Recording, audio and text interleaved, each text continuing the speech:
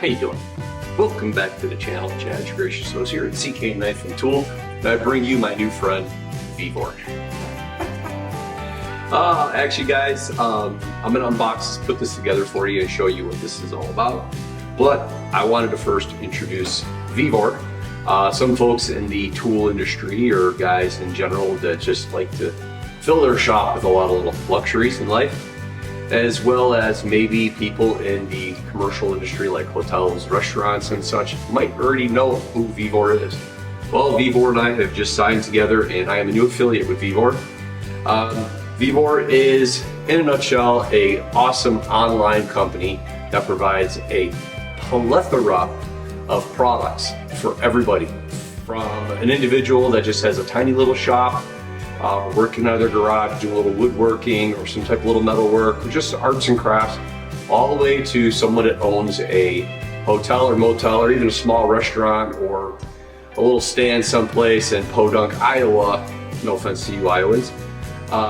Vivor has it. I mean, tools, between power tools and ice makers and dollies and extension cords and hoses and compressors, and I mean, it's crazy. So I'll leave a link down below, and the links down below will be to this product in particular and a variation of this product, because this product comes in a lot of different colors and sizes, as well as there'll be the link there. If you clicked on the link for this particular product I'm about to introduce to you, it'll open up the website, it'll show you this product, but then you can go ahead and shop to your heart's content and do all that. I do not have a discount code. All I have with Vivor is a specific affiliate program where every product I show you in Vivor, if there's something around the shop that you might see, there will be a link down below in the description box for that particular product. I don't have a discount code for just every single thing in the store, but I will tell you this: if you think you are interested in something and you would like to support CK Knife and Tool, reach out to me, because I have links to probably 1,000 or 2,000 products at a minimum that I could actually look up and send to you all and provide you that link. Sometimes you'll get a discount, sometimes you're just gonna be paying the regular price, but yours truly will get about 5 or 10% off of that, which is a huge, huge help here in CK Knife and Tool. So without further ado, I will go ahead and start unboxing this. We'll put this together and we'll show you why it is I have this and what I plan on doing with it.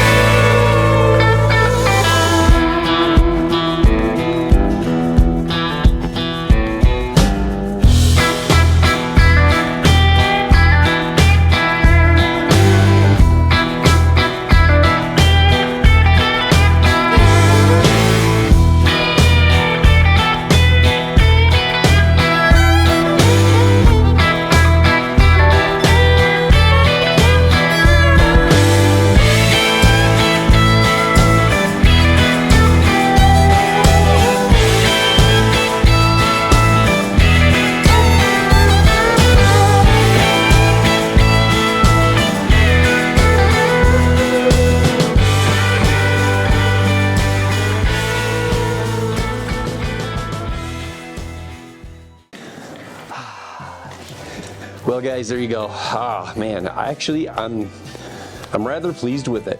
It went together really well. I have no complaints there. Actually, unboxing it, the box, of course, and I'll of course, the big elephant in the room, of course, being the, Made in America movement ambassador and all that stuff. I get harped on that quite a bit, but I have to say, guys, there's nobody making this stuff here. That is the biggest problem we're facing. So when you complain or when you rag on someone like myself, and you're like, oh, that's not made in America. This hoodie I'm wearing is not made in America. These jeans, I'm not made in America. These boots, my socks are. But there's so much that we're struggling with now in the United States that we're bringing so many things from other places. So yes, I am. I'm the Made in America movement ambassador because I'm proud of that. I'm proud of it. I wanted to be part of that. And if anybody's been following me the last few years, you'll know that if I can find something that's made in America, then I'll do it. Whether it's the 67 designs or like next week's future video, or a lot of the little tools and tidbits like the stare it punch, all these little things. If I can find something, especially if I can find something that it's not unreasonably priced. A lot of things in the United States tend to be a little bit more money than other products, but I'm willing to do that. I'm willing to pay a little extra for those things. But there's a lot of like this here, this stuff, a lot of this kind of stuff is not made in America. So yes, I know someone's probably gonna send me a text or something and blah, blah, blah. I know that, okay? So this is about a pretty darn good product. And I'm gonna say pretty darn good because, of course, even though I'm a VEVOR affiliate, and again, I'll touch on that, a VEVOR affiliate is simply something like an Amazon affiliate, which I also am. If I talk about a product or I'm using products in my video, I'll try to leave links of it down below. If it's an Amazon link, that means that that product, when you click on it, it's going to take you to that product on Amazon or your Amazon app, and you're going to buy it. It's going to be the same price whether you use my link or not. The difference is when you buy via that link, I get, in this case, I might get 5 or 10% of whatever this would be costing at the time you're looking at this video and looking it up. That's really nice of VEVOR to do that. Whereas Amazon, I might get 8 cents to 25 cents to maybe $1.50 off of a product that might be 20 bucks. So a lot of times I don't even put links down below because of the Amazon, the changes they do every time, and they just don't treat makers like us well. I thank VEVOR and the folks over there that made this deciding factor to let me get in. I appreciate it. So with that being said, I'm going to talk about this tank. This is the diesel tank. This is a 30-gallon diesel tank, and as you've seen, I've got these really nice heavy-duty rubber wheels, and they're solid rubber, and they have bearings already pressed inside them. And then there's small caster wheels that will attach underneath this, and the caster wheels are really well put together. The entire tank, the box was kind of beat up a little bit, but when I opened it, nothing was scratched. Everything did its job, meaning the styrofoam and the plastic bubble wrap and all that stuff. Everything did the job it was supposed to do. All the parts were here, everything is included, and everything I needed was here, with the description of, there was one thing in the directions that said to put a washer. When I was putting together the wheels, they were saying, hey, put this washer in there. I didn't have a washer that was big enough that would fit over the shaft. But once I put the big wheels on, the solid rubber wheels on there, it wasn't necessary. Yes, you probably could use a little bit of a spacer in there, but it works fine. Everything installed well and tightened up. The directions, they're a little bit, they're okay. You know, the pictures are fine. The basic 1-line or 2-line instructions are good, but someone that wrote the directions is definitely, English is not their second language. And that's my caveat to what I was just saying earlier about made in America versus other places. They are simple though, they're really easy to install. They don't give you any tools or anything, but I found that all I needed was, I got a 3/8 inch drive, and this is a socket with a 13 and a 14, I believe. Yep, I got a 13 and 14 millimeter socket. So that's all you need there. I've got myself a good old crescent wrench right here. And again, you know, made in China, but hey, I got a crescent. I got a Crescent made in the United States right here, so I needed one of these, and I needed this little wrench right here. So those were really the only 4 things you really need, other than like a knife to cut it open, which I might know a guy. Nah, it's okay. But really well put together. I like it. It rolls really nice. Even before and after you put fuel in it, this thing is smooth. It pushes easy. It's really nice, and it's really nice and compact and portable. The pump system installed really good. The one thing is they give you Teflon tape, and I did put some Teflon tape on a couple of things, but I'm not sure. I thought some Teflon tape didn't hold up well to fuels like diesel and oil and unleaded fuels and stuff, but I don't know enough about that, so you might. But I did use the Teflon tape they gave me. I did put Teflon tape on this, and I really didn't need to, but I did it because I had a bunch of it. And this is the fuel gauge. It tells you how much fuel is in this, and it is working. As I was filling it up with my 5-gallon cans, it was making progress and moving up. So where when I emptied the can, I'd look at this, and as accurate as you can with this little stick pointing up in the air and these little tiny plastic etched numbers, it was within that like gallon or something like that, half-gallon mark. So I'm pleased with that. That's fine. As you guys had seen, I do use these 5-gallon jerry cans here. These, well, not jerry cans, they were like JP fuel is what we used to use. We used to use cans like this when Kasha and the kids and I used to go dirt biking. These are really nice. They're super durable, but at 5 gallons or just over 5 gallons that you can squeeze in these, they're a little heavy. The can itself is already kind of stout and everything. Again, it's really thick wall plastic, similar to a Rotopax can. They're really nice there. I wish they'd put the breather a little bit more back here, so as you're pouring, you'd get less dribble. I know you only crack the valve a little bit, but they still drizzle. It still drips every now and then, and I like that, especially with diesel. Diesel, it stays in your skin for a long time. So I really wish they would have maybe put this someplace else, or even back here or something, so then when you're picking it up, it wouldn't leak as much. And I think putting it back here would actually be a lot better, because when you seal this, there's a gasket in there and everything, it's fine.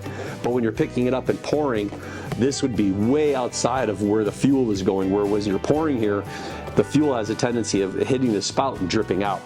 And that's the one reason why I really didn't like these that much, and that's what got me to researching, and I found VEVOR. They do make this in smaller. I think they make a 35. This is a 30. I think they make either a 25 or a 35. And they do make it for fuel, regular gasoline, and they make it for diesel. I thought they had a blue one too, which might be for something like kerosenes and such, but I'm not really sure. But if anything, I'll have all the links down below that at least direct you in the proper manner and would help me get a little benefit out of it as well. The hose itself, it's actually really nice. It's a very tactile, flexible hose, and it actually has a wire reinforcement through it, so it really gives it a little bit more ability to bend and flex and not crimp, which was really cool. The crank handle on this, it has a little wood handle on it, and it's nothing fancy. You can feel it. It's not very heavy. For what it is, I don't expect it to be super steel, you know, like super durable and all this. It is a cast aluminum, I believe, but it does work nice. And what's really good about this is you're pumping it forward and you're getting all the fuel into whatever it is you're filling, and then you just stop cranking the handle and the fuel will just kind of trickle out a little bit. Then you can reverse your crank and you can lift your hose up, and it'll actually suck whatever's left in the hose back down into the can itself. So it's really easy for cleanup, and you don't have to worry about trying to unscrew this and like, how am I going to get the fuel in the hose back inside the tank? They thought about that by putting a reverse crank on there. That's really nice.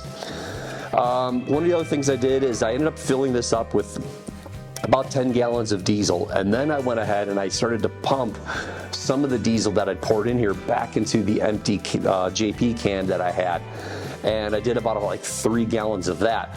I don't know if I showed it or not, but I did move this tank around a little bit, swash it, but what I did do is I pumped about a gallon or 2 inside a can. I stopped, I reversed the fuel to cause like more of a flush inside the tank, and then I pumped another gallon or so back inside the jerry can, the little JP can I have here. And then I went and I swished that can and I poured it back inside here. It's a lot of work, I know, but what I was trying to do is see if there was anything inside the tank. I did look inside the tank after I assembled it, and I took my little flashlight and I peeked around in there to see, you know, you can see the marks from when they did the welding and everything and how it was all put together, but it didn't look like there was anything visible that I could see inside there, like big flakes of paint or pieces of metal shards or anything. So what I did is I wanted to pour the fuel in, swoosh it around, pour it out, and then pour it back in again. And in doing so, these come with that little tiny screen that's inside. It's a really fine mesh screen too. And by pouring the diesel back in again, I wanted to see if this tank pumped out any residual metals or debris, and it did. It picked up a few little pieces here and there, but the filter itself, it did the job it was supposed to, so that was really nice. What else to be said about it? Other than the directions, we covered that, and ability. It's a really nice tank. Like I said, it rolls around really well. It assembles super easily. I have no complaints about that. And as I said, the box came damaged, but the VEVOR itself was packed well. So therefore, I gotta say it was a really good price. So again, thank you very much for everything. I mean, all the support, everything is really helpful. Again, thank you to Vivor for allowing me to get into the affiliate program. And again, if you guys have questions, if there's something that you're looking at on Vivor and you're not in a big hurry to get it, you can always shoot me an email with what the product is you're looking at, like the link or something like that. And then I could probably get the time to find that link and send it back to you. But I'm pretty sure if you open up the link to this and you start shopping around and you buy 3 or 4 other things, I may get credit for that as well. And I do appreciate that too, especially if the price isn't going to be any different, then that's great. Anyhow, gang, thank you all very much for everything. Like, share, subscribe, all the good stuff. Can't wait to show you the next video, which will be coming out next week, Sunday. Excited about that, and all new things about Ruby and moving forward on that build. So stay tuned. Make sure you're subscribed so you get that notification, or even hit that notification bell, because a lot of people aren't even getting my notifications. I do get a lot of stuff about that, and people have been unsubscribing and then resubscribing again. So that's really helpful. And again, congratulations to Carl and Laura that got that knife. That was super cool. Laura was so grateful and such a nice lady to work with. Carl, I don't know what you're going to do, but the bar's been raised, buddy. So it's your responsibility now. But otherwise, you all have a good one. Thanks again. Bye.